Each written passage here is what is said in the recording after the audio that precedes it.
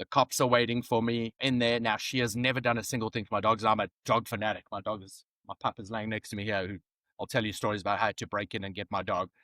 But they're in there. I can't get anything. She won't let me get to my stuff. The cops are like, the guy even told me straight up. He goes, I'm like, this is my house. I'll show you the title. I'll show you everything. This is the story. This is what happened. He goes, listen, man, she's told us that she's frightened for her life. And at this point, I'd already seen photos of her beaten by other men in the past. Like I started like digging and whatever. We'll forward it to that later. But I'm now stuck. And the cop goes, he literally says to me, goes, listen, you're a man. And I think you know that because you're a man, you are going to come off second best in the situation. Do not go onto your property because the law says I have to arrest you if you go onto your property. And I'm like, are you hearing the words coming out of your mouth while you're saying them? So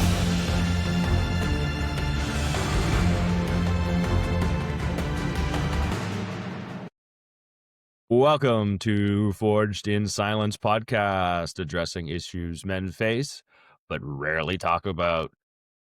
You are being hosted by Robbie and Steve as always. Our guest today is Bruce. He is a colorful man. You see what I did there? The color of noise. You see what I did? Yeah. Clever. The play on words all the way. What the hell? If I'm going to be corny and punny, I might as well do it right off the bat. Go, baby. Maybe I can just get it done and over. Yeah. Anyways, we have Bruce from Color of Noise here. I'm excited for you to share what you do and your story. It's a pretty wild story. When we sat down with you earlier this week, just to say hi and meet each other a little bit, wow. So I'm sure our listeners will be interested in it and excited to hear what you have to say and what you have to share. My favorite line from when we sat down that came out of your mouth there was, I love the idea of therapy through the mic. So that's what you said, that your latest album was like therapy through the microphone. Just that one clicked with me.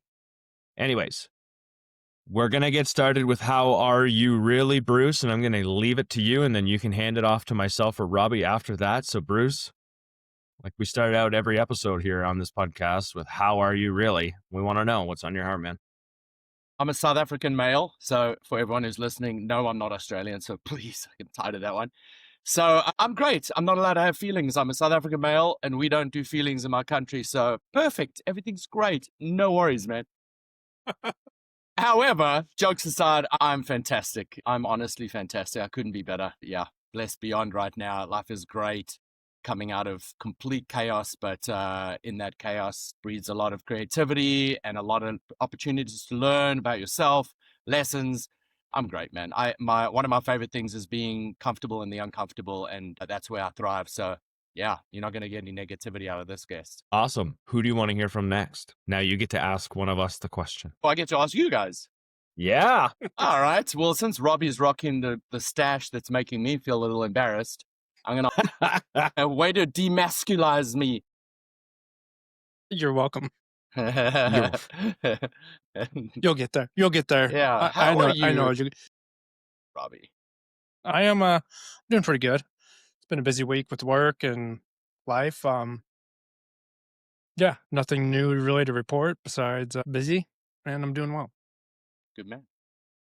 Steve, Mike. Speaking of therapy and the mic, Hey. How are you, my friend? I am. How am I? I am. This week has been busy as hell. The good kind of busy. All good things. The things that I've asked for. The things that I've put my name on. But I was feeling really grateful this morning. I've lived my life generally. There was a lot of chaos. It felt chaotic.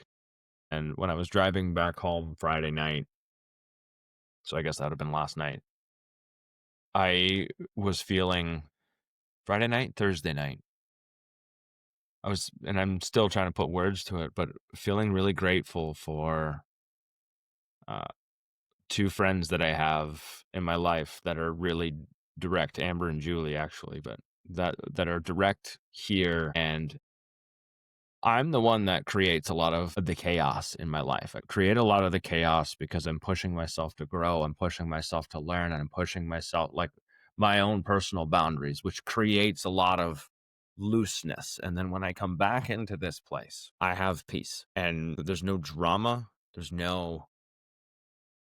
none of that stuff. And these two women are super, super solid women. And because I have peace here, I have a lot more energy to give to the chaos and to give to the growth. That dawned on me the other day, and it's because I have that peace that I can go out and do all of these crazy things, and they just keep showing up.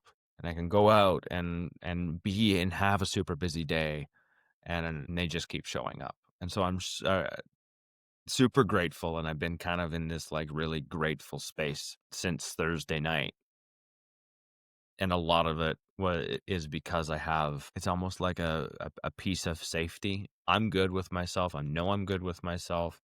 It's taken a lot of work to be happy in my own head and in my own space, but it's really cool that when I go out and create that chaos, I can come back here and this little piece of whatever you want to call it is, it's loaded with safety, and it's loaded with an ability to just have those conversations and focus on being a better me. So that's how I am, really. It's a better answer than me and Robbie put together. Well done. That's how I am, really. I like it. It's funny you say that, because I've recently discovered that I'm addicted to chaos. And that has been one of the things that I've sort of have to now work on. Obviously, we'll get into a lot of stuff, but I'm an ex-extreme sport athlete. I was a professional skateboarder growing up, used to be a fighter. I surf, I ride motorcycles. I've broken my back, motorcycles. I've broken my neck surfing. I've had all these crazy injuries. I've been chasing. I play drums in rock and roll bands. Like, my whole life has just been this chase, whatever, jumping out of airplanes, anything that's that. And I've found that about myself, and I'm now understanding, and part of the chaos that we will talk about through my story was I'm like, I own that. I brought that myself. Apparently I couldn't get enough chaos. And so yeah, it's interesting you bring that up. It's interesting though, isn't it? Yeah. Though, like if that's a place where you're comfortable, then you continue to create the chaos because that's where the comfort exists. Amen. And when you get the silence, it feels super uncomfortable. So you go looking for the chaos again. And so it's weird. It's weird in that piece. That piece can end up being really uncomfortable. And right now for me, it's definitely been, it's made this part of my life and this part of the journey probably that much more special. Yeah. In a way. Yeah.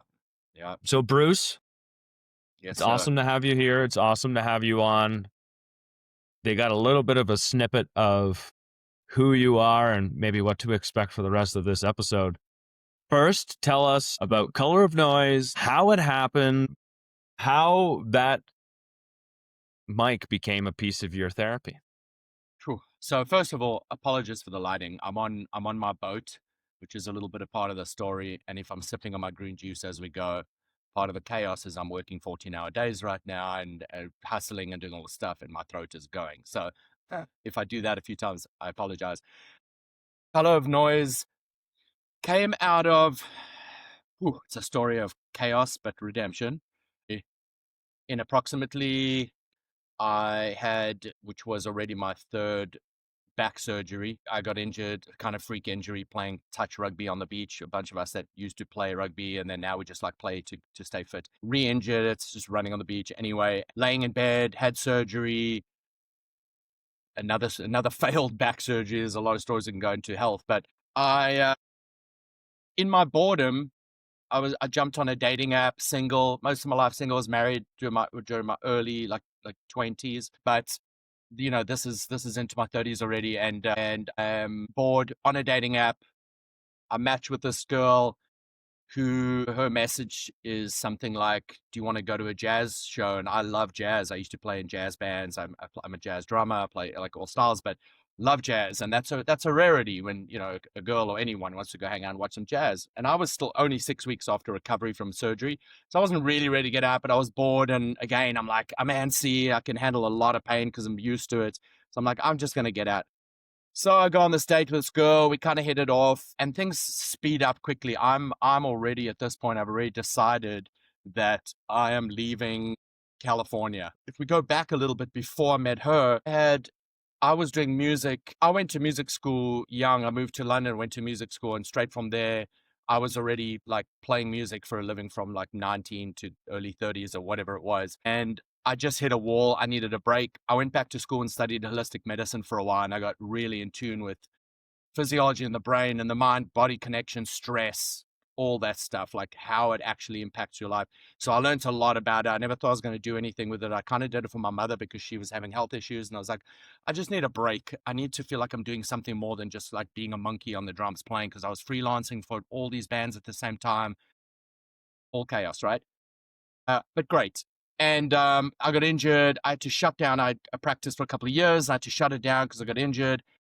And I was like, I need a shift. I decided I'm going to move to Texas. I need a complete change. And this girl, well, I won't mention her name for legal purposes, and because I actually don't call her by her name anymore. I call her the frog because she's a poisonous frog. I actually saw, this is actually funny. I saw this thing on Instagram, and the guy's like, she was tattooed and colored hair and all this stuff. And the guy on Instagram is like, you guys out there that are chasing these girls with colored hair and all this stuff, like, do you know the most dangerous frog in the Amazon jungle is the most colorful one? Is the most colorful stop one. chasing. I was like, oh, okay. So that was the frog from then on. Anyway, so yeah, that's the frog. Things escalated. She had a 1-year-old kid. I never wanted to have kids. I was touring in bands and stuff. It was never a part of my future or life, although I really like kids.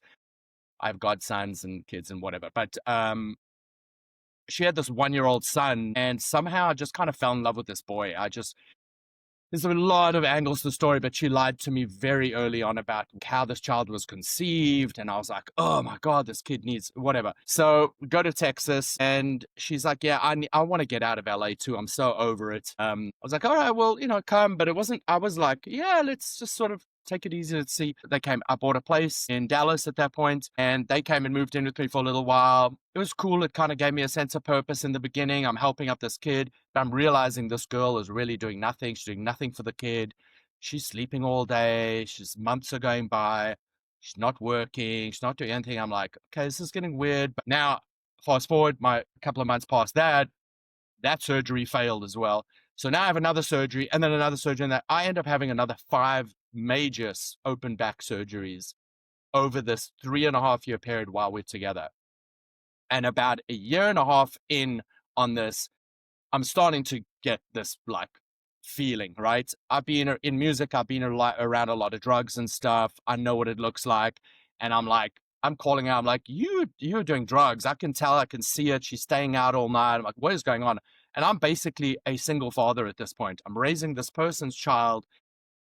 She tells me that, we start talking more about the kid, and this kid's calling me dad because she told him I'm the dad, and I'm just kind of thrown in this position. And I'm like, okay, this poor kid, I'll help. You know what I mean? Like whatever you need. Teaching him everything he knows, teaching him how to eat properly, teaching him what manners are. I'm teaching him how to swim. I'm teaching him how to skateboard and everything, right?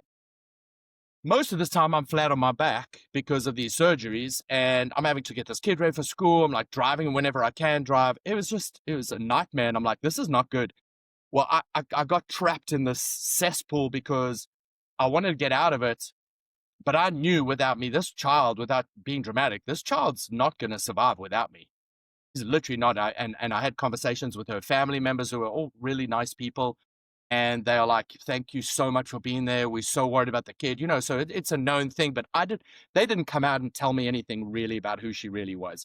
Well, so she's a singer, and that's part of how we bonded. So I'm like, okay, she's doing nothing with her life. As a producer, I'm just going to take it on myself. I'm going to build a studio in the house, and I'm going to start writing songs for her. So I start doing this. I'm like, okay, babe, the songs are ready. Vocal booth, mic is on. Let's go. Just here's the melody. Just, write lyrics and let's go. No lyrics, no nothing. Got to the point where I'm just like, I'm just writing lyrics. I'm doing everything. So I'm like, here we go. Go in the studio. There's the lyrics. Here's the melody. I'm singing.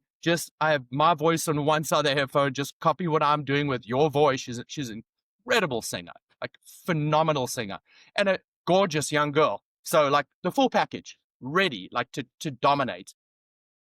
Well, she's now doing nothing with it. I've written, which I considered really strong stuff. I sent them out to some people that I know and everything, and people are like, wow, this is really good. And I said to her, listen, I've done enough. Like, I'm not going to also get out and start promoting for you. I'm trying to give you a life. I'm trying to give you a career. I believe in you. Anyway, nothing's happening. Nothing is happening. And I'm realizing, oh, I'm stuck with the most useless POS on earth. Literally, I'm like, okay. Then I start putting it together. I'm like, okay, she's coming home more and more at 6 a.m., 8 a.m. I'm realizing she's an alcoholic. She's hiding beer cans everywhere and stuff, and always going straight to the bathroom when she comes home. And I'm seeing her eyes. I'm like, okay, she's a drug addict. Now we know there's no doubt about it. There's a million other things I could talk about during this, but we would be here all night. So I'm just going to kind of push through this stuff. I wake up one day and I'm like, I'm done. She goes, of course, freaking out. There's other stuff happened. She called the cops on me just randomly when she's so drunk. She's tried to stab me. There's so many crazy stories that I just don't have time to get into, and that honestly I don't even want to really talk about because it's nasty stuff. But woke up one day and I'm like, I'm done. She gets up at 6 a.m. I'm out. She goes into a full meltdown, panic, because she sees her whole life disappearing. She's never paid a bill. She hasn't paid for food. I take care of everything. And now, granted, I've been on my ass for the last couple of years. I haven't worked. So I'm blowing through hundreds of thousands of dollars taking care of this family. And anyway, she sees So savings just going out the window. Bro, just depleted, right? All my life's work, basically. Which I don't care. I have no relationship with money. I don't care about that. I only care about my stress levels and how that affects me. To me, money is very easy to make. You can rebuild from nothing, whatever, which is what I've now done. Excuse my throat for a sec. So she says to me, so I had land in El Salvador and was going to build a house there and everything just through surfing. She says, give me 2 months, please, to get on my feet. I've got to start from nothing. I said, no problem. I'll leave for 2 months. A week before, me and the child are FaceTiming every day during this period because he just wants to talk to me. About a week before I come back, no answer on the phone. And I'm like, this is getting weird. Nothing. Get to the airport, land back in Dallas. I say to her, text, hey, listen, I'm on my way now. And I get to the house. The cops are waiting for me. The locks are all changed. My dogs are in there. Now, she has never done a single thing for my dogs. I'm a dog fanatic. My pup is laying next to me here, who I'll tell you stories about how to break in and get my dog. But they're in there. I can't get anything. She won't let me get to my stuff. The cops are like, the guy even told me straight up. He goes, I'm like, this is my house. I'll show you the title. I'll show you everything. This is the story. This is what happened. He goes, listen, man, she's told us that she's frightened for her life. Of course she has. And at this point, I'd already seen photos of her beaten by other men in the past. Like I started digging and whatever. We'll forward it to that later. But I'm now stuck. And the cop goes, he literally says to me, goes, listen, you're a man. And I think you know that because you're a man, you are going to come off second best in the situation. Do not go onto your property because the law says I have to arrest you if you go onto your property. And I'm like, are you hearing the words coming out of your mouth while you're saying them? So, and he's smiling at me. He's like an older guy too. You can tell he's from a generation where he's even he must have been in his early 70s. And he can tell he's from a generation where he felt terrible for me, but he could do nothing. So my mate who lives in Austin grabs me, go to a hotel for the night, and then I go down to his place and I sleep on his couch for a few weeks, whatever. Then the fun starts. Get a lawyer, eviction court, go a couple of times, not having any luck. This paperwork wasn't this, blah, blah, blah. The third time we go to court and I got witnesses, I got my realtor, I got my neighbors, I got, everyone. The guy who picked me up, my mate who picked me up. And the third time we go to court, we show up at court and the judge has a piece of paper and she goes, Miss blah, blah, blah, Froggy has filed for divorce. This is out of my jurisdiction. And I'm standing in court like, what language are you speaking? You were never married. I'm like, we even had... You were never married, were you? Hell no. Absolutely not. Absolutely no. We even had those conversations. She filed for... Hold on one second. Yeah. She filed for divorce with you and you weren't married. Correct. And so... Also, how is that a thing? Yeah. What's common law in Texas? 1 day. Yeah, okay. So 1 day. Legally, you're legally married. Yeah, so you... Really? So you can one of you guys can come and stay the night in my house for 1 night, and I can file for divorce the next day on you and say, he stayed with me, we got married, we both agreed. And of course, it was all BS. Now I'm like, oh my God. So my lawyer goes, you got to get a family lawyer. And this is where shit really hits the fan. Now I got to get a family lawyer. And this is now it's not to be messed with. So I got the biggest family lawyer in the state. Cost a fortune, but I'm like, I'll figure it out. But I'm fighting for my life. She sends a letter through the realtor saying, extortion letter, saying, give me $100,000 and I'll leave your house. I show it to the court. Court doesn't even care. They're like, that's not part of the, they just literally don't care. So we go through this whole thing. Now it's become my full-time job, right? 3.5 years of this, dealing with this court stuff, fighting in court, over and over and over. And guess what happens? I keep winning because she doesn't have one single piece of evidence, not one text message, not a photo of a wedding, not a proof of zero. So not even one sentence of a page filed with the courts. I have a stack that would make me look 10 foot tall if I stood in it, like a stack of evidence of all this stuff, right? I'm the one that's now having to put evidence. It's her responsibility to put evidence in to prove that we're married. That's how it works. It doesn't help Not you. It doesn't sounding go how anywhere. like Exactly. That's not supposedly sounding how it is. like- So now, no, it's now up to me. And my lawyer's like, yeah, it's a nightmare. Now I had a female lawyer, very, very strategically. And she even said they've been in practice, like massive law firm, they've been in practice forever. And she's like, this is the worst case ever. We've never hated somebody more in our lives. During this period, I've done a bunch of investigating. I have, let there be light. I have hired private investigators. I've done so much stuff, right? I find out that she's extorted multiple men. One gentleman from China who she was married to while we were together, and she extorted him for a bunch of money. The father of the child was not some guy who's either in jail or dead, who supposedly sexually assaulted her, and that's how the child was conceived, and that's how she hooked me, because I felt like terrible about this whole. I used to have nightmares about that, and it was just this gnarly thing. I find this guy, go on Facebook. So the father of the child wasn't who you thought it was. No. It was her ex-boyfriend. So you figured out that the father of the child was her ex-boyfriend? Yeah, I started doing investigating. I went into the courts. I'm like, who is this guy that she was married to from China? I started figuring all this out. But me and investigators going through all this stuff, find him. I find the guy's number. I call him. I tell him he's like, I'm so sorry. And then you're like, hey, I have your kid? No, this is a different guy. This is the guy from China. And I tell him what's happened, and he's like, man, first of all, let me stop you there. I'm so sorry. I can't even imagine what you're going through. I just got out of it. He's like, she destroyed my life, my family, everything.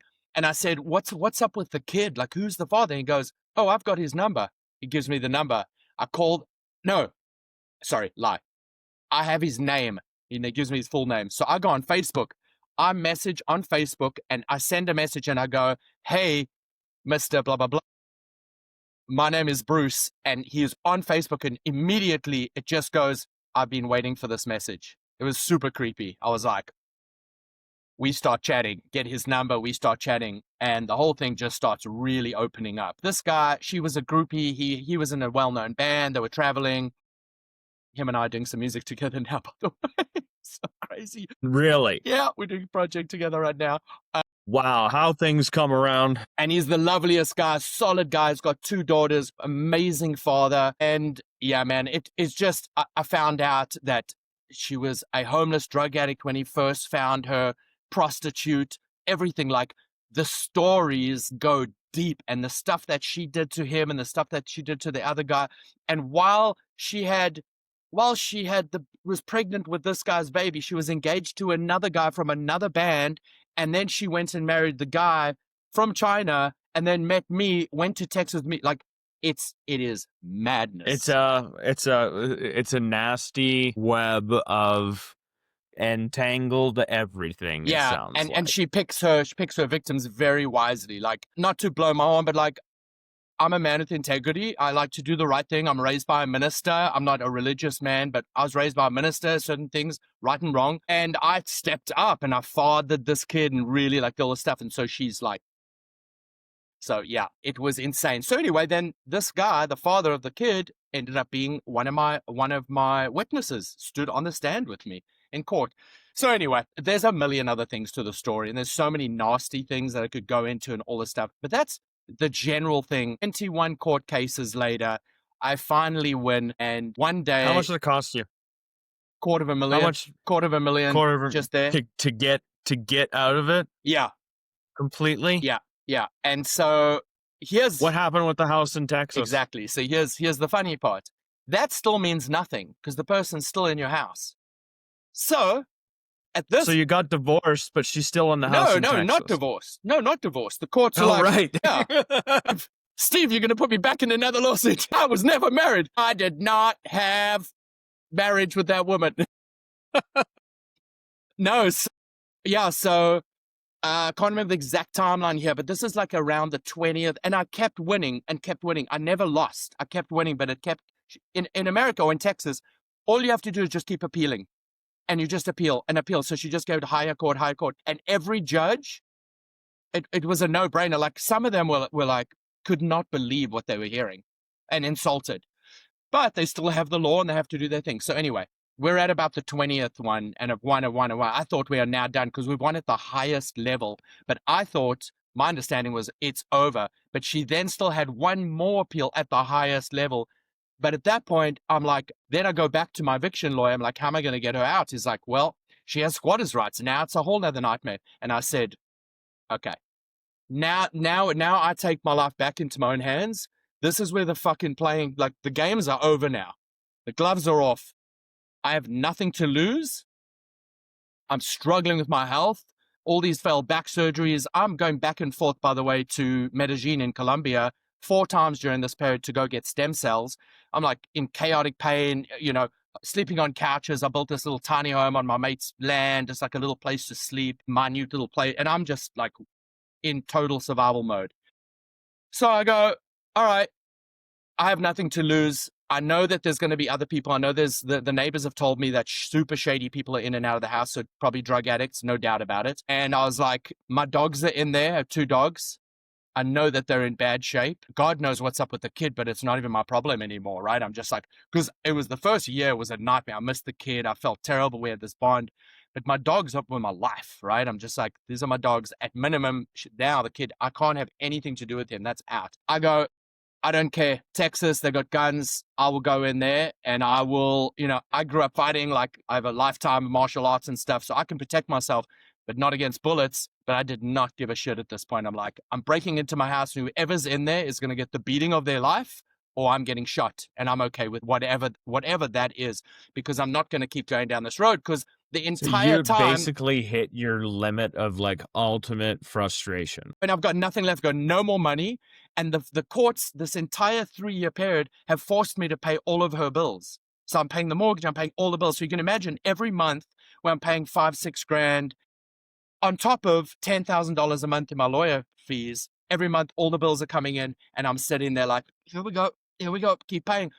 Because until I can prove we were never married, I have to keep paying it legally, or I would have been in contempt and I would have been a big shit. So it was a nightmare. I'm just like, I'm done, man. And in South Africa, like we're a third world country. If this happened, I would have just gone in the house and just laughed at her, grabbed her, pushed her out the house, thrown her stuff on the street. It would have been over. If I realized who she was, like, this is a dangerous person, get her out, get her stuff, and just lock the doors and you're done. Well, this is America, man. This is everything. It's like, you got to tiptoe and listen, no offense, ladies, but the system is not built for men. It is built the total opposite. I have some of my closest mates. One of my best mates I grew up with from South Africa, he lives in Kentucky. He's been fighting for custody with his daughter for 17 years. He's gone through hell with it, and he's a total gentleman. It doesn't matter. Like you guys know this too. This goes on and on and on. If you're a man, you're up against the wall, and I was done with it. I broke into the house. I get in there. The place is destroyed. And I'm super OCD. Like, my place is always perfect. My place is destroyed. There is dog shit everywhere. All over the couches. All over the floor. Moldy food in the fridges. Dog piss everywhere. Like, caked dirt everywhere. And like, man, it gets gnarly, like sex toys everywhere, sex toys in the child's toy box, mixed in with his toy box. Like now I'm like, this is the levels to how disgusting this whole thing is on the highest level you can imagine. And God bless my good mate Prince, call him Prince because he looks like Prince. Alex, love you, Alex. He flew with me. He's like, I got you. I'll go with you. You need somebody to film and everything. I hired an armed security guard when I broke into my house because I'm like, I need somebody to shoot if somebody got shot. You know what I mean? Like I had everything dialed in, cameras set up. Neighbors let me set up cameras all over the neighborhood, in the trees. I was doing full-on recon stuff for days before I broke in, hiding at night, sneaking onto the property, hiding. It was crazy. If anyone in Hollywood is watching this and you make a movie out of this and I don't get paid, I'm coming for you. Because sounds like a Lifetime movie or a Hallmark movie. She's like, but anyway, so I break into my house. Long story now, endless, because I can go on. Sorry, I know it's just taking forever, but I get in there. She's not there because I already knew her and the kid had to be gone. I found out all the legalities. They were gone. The kid was in another state with the grandmother, thank God. And she had a camera sitting way in the house. She saw me in the house and an audio thing goes on. She screams, "Get out of my fucking house." And I'm like, where's that coming from? I find under all this rubble and trash, find the camera, I disconnect or whatever. Cops come. And before the cops come, some cronies come, some big dudes come, and it's just like, it's on. It's chaos. When the cops get there, she finally pulls in, and I have a standoff for 2 hours at the door with the cops, and the cops are like, you can't do this. I'm like, I'm doing it. I'm like, you either arrest me or don't, but this is my house. I went in there so organized. I've got all the court paperwork. I'm ready to go. Here's everything. She cannot show you anything. He's like, I know, but she has squatters' rights. Either way, she was living here. You cannot do that. And I said, I'm not letting her in. I've changed the locks already. Are you going to arrest me? We went back and forth and back and forth. And he goes, she can break through the window and she can come into the house. And if you call me because she's broken in, I'm going to arrest you. And I'm like, sir, are you listening to yourself? Like, none of this makes sense. This is my home. I said, I had animal control come in because her dog that was there was dying. It was so bad. My dog is here with me now, was bleeding profusely. It was 108 degrees, no AC. They were locked in a little laundry room. I broke in through that window and went straight to that. Like it was such a nasty scene. 30 days, I closed myself on the property. The cops came every 48 hours at least, in the middle of the night, in the morning, in the middle of the day. Every hour they could try to come and get me because now she's said she's filed for battery or some made up other shit. She's a compulsive liar, right? That's what she does. She's a professional con artist. And she knows the system, so she does it. She went straight to the court, started filing. So now they've got to come and arrest me. And I just stood my ground. So I hid in the house, never answered, all the curtains closed, pitch black, never lights on. The whole time, I cleaned. I cleaned and cleaned and cleaned, got that place sorted out. Got a realtor. I did a quick showing, a sneaky showing. I had an offer immediately on the house, fell through. But then somebody else who looked at a young couple decided to rent. I was like, do you guys want to rent it? I have to be gone by tomorrow because I told them, I'm like, the cops are after me. I got to get out of here. Do you want to rent the house? They're like, we would love to rent. I gave it to them for super cheap, like the price of my, I was just like, they're like amazing and they're super cool. So did that. That was a month later. I get out of the state and go back to California. We do yet the final appeal, and her whole thing in court is he broke in and blah, blah, all this stuff. Of course, I got video of everything, right? And that judge finally ruled for me once again, and then now I have 3 judgments against her. One for stealing all my belongings. She sold my recording studio, all my equipment, smashed, like I had broken guitars in there, like she just, it just madness, man, madness. And now I'll answer your question about Color of Noise. So this is the birth of Color, the Color of Noise. Yeah. I basically the told short you version. What I just gave you was the lyrics to the album of the Color of Noise album. Color of Noise. So, and you might not, I know I'm a talker, but you might not believe me, but that is literally 1% of the story. I can't even, if I gave you all of it, you would be like, oh, we got to go to bed, man. This is ridiculous. Riverside doesn't have enough data to store. Yeah, no, it's that's not me freezing, by the way, I'm kidding. It's crashing. So the band name is Color of Noise, Con, which was my experience. The name of the album is called Noise Therapy. And once I was sort of at the end of this, I came with nothing. I had nothing. I owned nothing. I had to get clothes and start just ordering little bits of equipment. I just got the real basic stuff. I used to have a beautiful pro setup, and I'm like, I'm starting from nothing, a laptop type producer now, okay? And I did not write an album. That's the difference. And I've never done this before. I don't know if anyone else has ever done this before. It's not a normal way we work in the music industry. I recorded an album. I had no ideas. I had no chord structure. I didn't have any lyrics. I literally just hit record and I just recorded an album. So the closest I can say would be like some of the rappers, how they freestyle. Now I'm not that talented. I can't like Eminem or any of these guys are just like, but it happened during this period. It just came out of me, and I would just be like, okay, as a drummer, I'm like, I'm going to record drums in a proper studio, but everything else I recorded in my little tiny home that one of my best mates from South Africa, Travis, shout out to Trav, him and his wife, they have this land in Melbourne, and he's like, we got you, man. They saw what I was going through. Take some land. I got a little container and I moved in there, and I got my bed next to the sink and my recording equipment. And it's just like this tiny little thing. I recorded the whole album in there except drums. So the process would just be, I would just do some programming. I would grab my bass guitar, and everything was like almost one take, basically live. Bass, boom, boom, boom, boom, boom, guitar, done. Okay, mic, start singing. And then I would start singing, and I'd stop. Like, okay, that's cool. Then I'd sort of write down a couple of lyrics.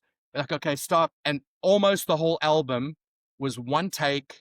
I went to a nice studio called Native South Studios. If anyone wants an amazing drum room in LA, I have to give him a shout out because he also knew my story, and he gave me an amazing price. Jonathan, thank you so much, man. I couldn't have done it without you as well. Went and recorded all the drum parts for the whole album in a day, just like banged it out, and came back. I bought this boat in Marina Del Rey, and the last 5 months, I'm just kind of finishing now. The last 5 months, I gutted it and been renovating and turned it into a studio. And I got some actual videos on YouTube of the process, which is quite fun. But I decided to mix the album on the boat. I'm a water guy. I'm a lifelong surfer, swimmer. Like, I love being around water and in water. So I just And you're recording from this podcast right now. You're sitting in your boat, sitting on the boat. So here we are. There's the kitchen. So yeah, extensive kitchen painted by moi. So man, I mixed the album on this boat. I recorded it in the tiny home. It was an amazing experience. It's called noise therapy for a reason, because, and this is where we get into the mental health stuff. And it saved my life. It was one of the parts that saved my life. I'm big into study holistic medicine. I'm big into biohacking. I ice bath and sauna and all that stuff every day. You know, I love meditating and all that stuff, although I'm terrible at meditating because I'm a little bit scattered. But I try to do all that stuff. But music is my savior, and I've done it for so long. I'm good enough at it where it came naturally. But I thought I was done with music. I thought I was done. I thought I was moving to El Salvador, done with this. During this whole process, going through madness amounts of pain. Like, you know, I mean, this excessive chronic pain that never ends. I'm still trying to get to the bottom of that. But the one thing I would not let myself do is go into victim mode, go into boohoo mode, because everything was collapsing at the same time. I lost my fortune. I lost a lot of money. I made money in my career. I lost a lot. And my mental health and like all the things you lose, but you've got to keep it up here. And the second you allow that to start to drop, you're gone. So I used a few things. So like some of the tips, right? It's just like the biohacking stuff I mentioned, eating clean, being smart, not drinking excessively. Now, there were times during it, like during every now and again, I'd be like, I'm hitting the bottle of whiskey, man. I'm using it partly as a painkiller, partly as like a calm. But I'm also one of those guys, my health is so important to me. So I would never let that become a thing. So I'm really good about that. But another thing that I find really important, and this actually hit me today. I just came back. I was with my mates from South Africa. We got a great community here. We're all rugby fanatics. South Africa, if you know anything about rugby, we like multiple time world champions. It's a big part of it's like our religion. So the boys, we get together, we sit and we watch our rugby, and we played France today. It was this big grudge match, and we won as always. And we're around the braai, which you guys call the barbecue. We're braaiing our meat. And I said to the guys, I was like, you know, boys, I'm going off to do this podcast, and this just hit me. You guys are such a massive healing element in my life. This breaking of bread, eating meat around the fire, whatever it is, but really it's us chiefs sitting around a fire. And we don't do this in the society anymore. It's just everyone's like No, all over the place, and you don't talk about this, you don't talk about. But man, I'm telling you guys, if you first of all find a passion, mine's music. If you're struggling with your mental health and you're struggling because some woman screwed you over, or you're an alcoholic, or you don't know where to go, and you're thinking about taking yourself out, whatever it is, find something you love. I dare you, take a surfing lesson. Life changer. Try it, especially if you're scared of the ocean or sharks or anything. Take a surf lesson. If you don't want to do that and you don't live anywhere in the ocean, try something else. Go mountain climbing. Don't make excuses. It's so easy to sit around and be a boohoo guy. There's so many things you can do. So get off your ass, get off the couch, go find something you can be passionate about. But this really hit me today. If you don't have men in your life, like we're doing now, the three of us, I don't know you guys, but like this is important. It could be you two, it could be my best mates or my brother and my father, whatever. If you don't have this, and thank you guys for doing this, because this is very helpful for men out there.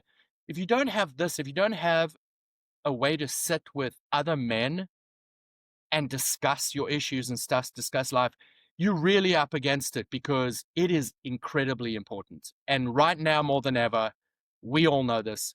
This struggle that men are going through, we are going through the hardest times. The suicide rate is the highest it has ever been. Incarceration rate for men is the highest it's ever been. Masculinity has now become this toxic word, which drives me nuts. I'm not political. I still say the lack of masculinity is what is toxic. Exactly. Well done. Exactly. It's not actually masculinity. It's the No. lack of. Good luck without masculinity in this world. We built bridges, electricity, toilets to sit on, like in airplanes, cars, like everything. Men have built this world, and we should get some props for it.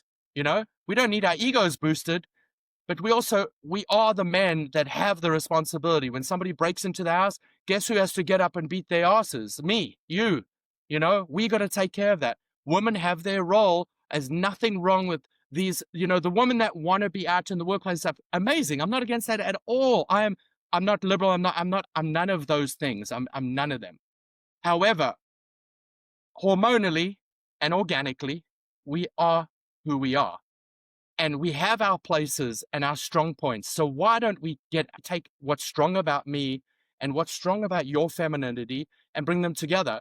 And you can help up the femininity in me. I can help up the masculinity if it's ever needed, whatever. But man, it's crazy how the world is literally collapsing around this whole masculine thing. I think there's a shift. It's hopefully getting better. I don't know what you guys agree with that. I think at least go ahead, Robbie. I've spoke the most. Go for it. You go. No, for I it. think, well, it depends, right? It depends where you find your social spot, I guess. I think in some aspects it's still collapsing, and it's collapsing at a fast rate, and they want it to. I think if us men get together, we see the positive in it, and we surround ourselves with people that want to get better. So that part is growing. As a whole, you maybe have some better answers to this, but as a whole, it's a United States thing, North America thing, upper North America thing. Can include Canada in there too. You look at the rest of the world, and if any one of us was to go anywhere in Asia, we'd be, hot money, because they want a masculine man. They want protection. They want someone to take care of them. It's our social aspect now in the United States, North America, that, femininity would never have their rights. Now they have their rights and beyond. We know that. They don't have to go and fight in war. They can choose to, but they don't have to, sign the draft when they turn 18. They have the right to vote. They have everything that they fought for. And now men are losing that part. So I guess whatever social, place you find yourself in, it's either it's upcoming because we surround ourselves with people that are upcoming, or you find that where it's still going downhill. And I think, in my opinion, the uphill part is more, the downhill part is less. But in certain areas of the United States, you can definitely go find it and be a part of it if you want to. I think there's men out there, and I think a lot of men are out there looking for other men to help lift them up. We are socially isolated from each other. We're busy. Well, our time is focused on trying to make money and trying to do better and trying to do all of those things. You know, it's coming at the cost of relationships with their wives, with their girlfriends, and that sort of thing. And we're all a very disconnected people right now. And when we start finding each other and we start talking about how we feel, what's wrong with the shit, venting, getting it off our chest, finding an outlet for it. A lot of that is get to the gym, go and meet people doing things that you might like to do. And how do you find out if you like to do that? You get out and you try the thing more than once, 10 times, 5 times, something. Make it a thing. You never, suffer. I mean, Put yourself through it. Yeah, man. Everything you do, you'll suck at the beginning. And then the more we do it, the more we get better at these things. And I study. I'm going back to school, so I'm studying public accounting right now, and I'm studying with 2 awesome gentlemen, young men, that it's really great to see these 2 young men and like learn and grow and be curious. And the really neat part is they're starting to get like, if we suffer together, then everyone wins when we do that. And like, we're all struggling studying for doing the homework and all of this accounting stuff, but we're doing it together. And then, you know, if somebody missteps, then it's an opportunity to say, hey, can I teach you this? Yes, absolutely. I'd love to. Thank you. We don't make each other feel bad because you don't get the concept. Put effort into helping understand the concept. And that's coming from a 19-year-old and a 20-year-old, and they get it. So I'm actually like, what I'm seeing right now gets me excited because they're curious and they want to know and they want to be a part of it, and they have this growth mentality, this growth sense about them, and it's really, really cool to see. That's good, because the next generations are, it's affecting the generations terribly. You see men are getting weaker and weaker and weaker, and these poor women out there are suffering because the bottom line is they want masculine men. They want real men. They want manly men. They can take care of shit when it needs to happen. They don't want to deal with that stuff too, especially if they're in the workplace and they're successful. They want to come home and be a woman. And just touching on like talking to men as well. It's really important, like I said, like with my rugby mates, like talking, but find a couple of people, one person or 2 people, if you're lucky, that you really trust. My mate Travis, we sit in the sauna every day. We spoke through this stuff daily. He's super patient. He went through a terrible divorce. He's on his 2nd marriage, an amazing marriage now, but he went through some stuff. I don't know anyone that's gone through the severity of what I've gone through, but it's all relative. It all ties in. It's all the same. And getting his perspective, he's an accountant. He's very I'm like sort of right brain creative, a little all over that. He's very creative. He's very logical. It's very helpful. We sit in the sauna every day. It's our time. It's like our therapy time. And then my other best mate, who literally picked me up with my dog, drove me across country when I was running from the cops. He is he's literally a specialist in men's mental health. He's got a business called Winning EQ, and he coaches one-on-one. He does corporate stuff. He's amazing. If anyone wants to know, gladly reach out to you guys, whatever, I'll send you. But find people that you trust. Not only a therapist. I'm not going to shit on therapists, but for me, it doesn't work. It's not my thing. Maybe I have a block for it or whatever. I grew up in South Africa. I'm a minister's child. I grew up in a really strange environment where I was thrown into, like, all of a sudden my dad decided he wanted to be a minister, and then our whole lives changed, and all of a sudden it felt like I was in this cult. But I also found my passion in my life through it, because I grew up in the biggest church in the Southern Hemisphere. It was a 14,000 person congregation, 7,000 people at a time in this thing. And I was playing drums at like 15 in front of all these people, first in the youth band and then there. And we would go out and party and stuff. I remember being on acid at 14, 15, whatever, and partying all night and coming straight to the church and playing drums. It was weird, man. It was weird. And my parents, I love them. We're super close. We are so close. I hope they don't hear this. No, I love them. They are such good people, and they've grown a lot. They were really strict and whatever, but they've matured and they've grown. And I'm so grateful, because even though it was a tight noose, it's, yeah, it turned me into, you know, a skateboarder and punk rocker and all these things. And I was playing death metal and stuff because I wanted to rebel and whatever. But I'm so fortunate because my dad has never drank. I've never seen my parents fight once in my life. They have the most beautiful relationship, almost 60 years of marriage. He is literally my hero and the ultimate gentleman of gentlemen. So I would rather have had that than have had the crazy father that beat my mother and was an alcoholic and stuff. Getting a little off track. But what I'm talking with that is because I was raised in that, I've always been a little hesitant with therapy and traditional things because they were marriage counselors and they were always counseling. And sometimes we were like, as kids, we were like, can you just be our parents and not counsel us? You know what I mean? So there was some of that. Yeah. So me personally, it doesn't really, I've tried it. It doesn't really work for me. What works for me is more traditional old school ways. Get around the fire, talk to people that, you know, matter. For you guys out there that it works for, amazing. But please do yourselves a favor. Find something else to add to it. Don't just rely on sitting in a room and chatting to a person who studied something, who has a degree on the wall about therapy. They're not invested in your life. They have other patients. Find other people that really care about you. And most importantly, don't rely on anyone. It's you against the world. Get out there, go mountain climbing, go whatever it is, but do something extreme. Like find your passion. And that's what happened for me, what man. it is right there. It's a game changer. Stay invested in your life. Mm-hmm. I think that's the you hit the nail on the head with that part. When I wasn't invested in my life, fully invested in my life, I wavered and I wandered and I was very directionless. When I started being invested in my life, in my future, I started finding passion. I started finding things that I cared about. I started wanting to be around people that were going to help me grow. The thing is that sometimes when everyone's gone and we just feel alone, finding those people again, it feels like a fucking monstrous, impossible task. Like, how am I going to do that? Where am I going to find the time? Where am I going to, a lot of this stuff. Dark.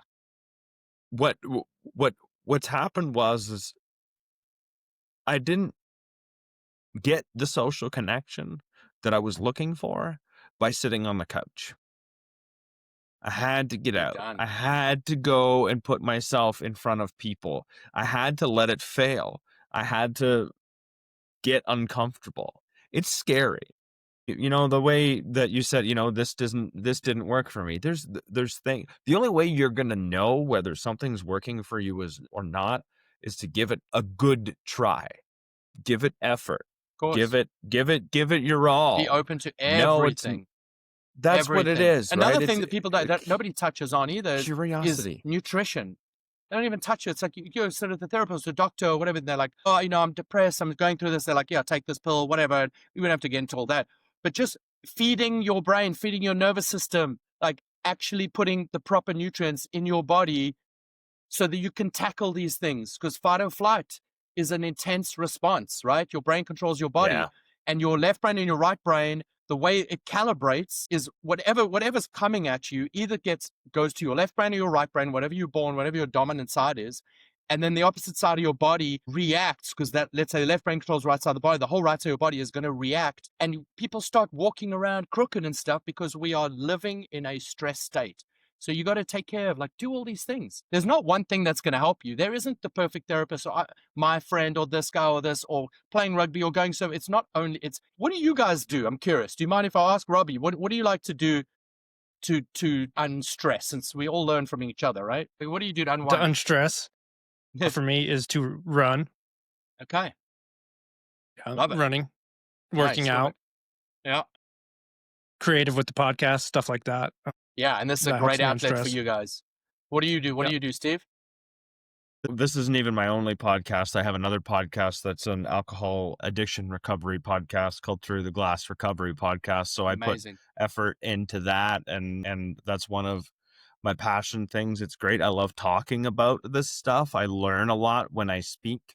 When I learn a lot when I hear myself talk, and I get to hear and see my own perspective. And I love it when somebody else reflects back to me what I'm saying, so I can actually see my perspective from someone else's viewpoint.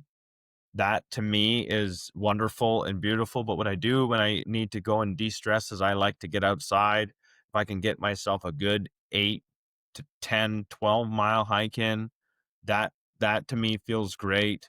If I don't have that kind of time, I'll take my socks off and I'll go stand on the ground.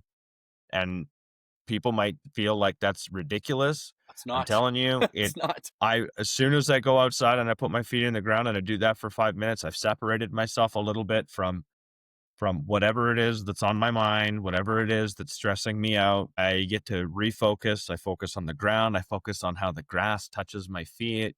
I get a little bit more present. And even if it's just 5 minutes, I feel like that little exchange of energy with just nature helps me. It's huge. If I need to stop and slow down, I go and I hop in the tub. A nice warm bath for me is an amazing de-stress. It separates me from everything. And I'll literally light a candle and I'll chill. It's so good. And it is so much of how I process the stress, because sometimes in the quiet is where I can actually find the deep thought or the root of what it is that's wigging me out. And then I can create some sort of action related to the anxiety or the stress that I'm causing, because generally speaking, any anxiety and any stress that's being caused in my life is probably because I haven't done anything about that thing yet. Yeah, yeah. So Yeah, man. There's a lot of simple little coming up, things. You just got to find. I jump in the ice bath for 5 minutes, and my whole day just changed like that. I'm just like, woo! I'm ready to go. Like, woo! Everything shifts, man. I'm like, all right, let's go. And I have a hot tub. I'm the same as you. Like in the evening, sometimes just up in the mountain, I just get in the jacuzzi and I just quiet, man. Or yep, maybe I'll listen to you jazz, just but it's melt just into quiet. it and Yeah. peace out. Jump Yep, down. music Oh, also. I'll turn on some light tunes, light music. Sometimes it's hard rock, whatever it is, a mood I'm in, yeah. and get into that. Before we close this out, Robbie, is there anything else anything to add? I'm good. Okay. Where can our listeners, the ones that have made it this far, there's 3 people that have watched this live pretty much the entire time. Where can they find your music, Bruce? Where can they find Color of Noise? Where can they find Yeah. the Keep asking. noise therapy? Yeah. Okay. So the album is done, but I'm doing a sort of a strategic release. I'm releasing one single per month. So the first single and the second single already out. The third one, it's the first of every month. The third one will come out on the 1st of December. The album is done. It's ready to be released. I'll probably release the whole album at the same time as the third single. The band is Color of Noise. The website, which will be live probably by tomorrow or so, I'm building it as we speak, is called colorofnoisemusic.com for anyone who wants to use, but it's got like merch and all that stuff. Spotify, iTunes, it's everywhere. It's everywhere. My YouTube channel is at Color of Noise. You'll see I do a lot of little short form music videos. And yeah, for any of you guys, I mean, listen, it's dirty rock. It's real.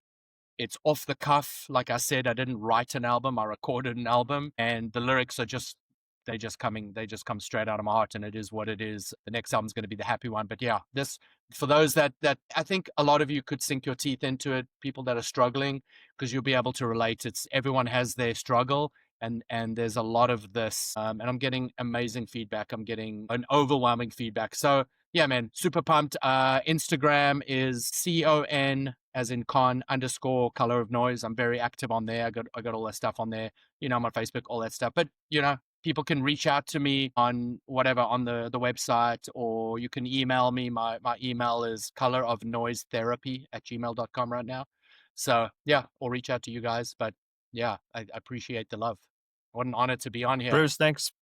Yeah. Thank you so much for reaching out to us and wanting the opportunity to come and join us here and share your story and be a part of our little corner of the internet, let's just call it. Man. And this men's mental health podcast. But really, I'm looking forward to sitting down and listening to the whole album when it comes out. When you talk about therapy through the mic, it makes me think about sharing our pain. And sometimes when we get the chance to share our pain in great and safe places, we have the opportunity to have that pain. And when we share our joy, we get the opportunity to double it. And so you putting your heart out on the table like that, I'm sure has made you feel lighter. And I'm sure you operate with so much more energy today because you put your heart on your sleeve. So Thank you, man. Yeah. thank you, Bruce. Thank you for your time. Thank you for your vulnerability. And with any other guy out there right now, if you're feeling alone and you need a place to speak, we know you're out there. We know the pain and the plight. And if you need a man to talk to or you feel like you want to reach out, I'm going to speak for all three of us. We're all willing to listen. Absolutely. Yeah. So 100%. thank you again. And we'll see everyone next. Cheers, boys. Thank you, everybody. Appreciate everyone. Cheers. Thank you. Ciao.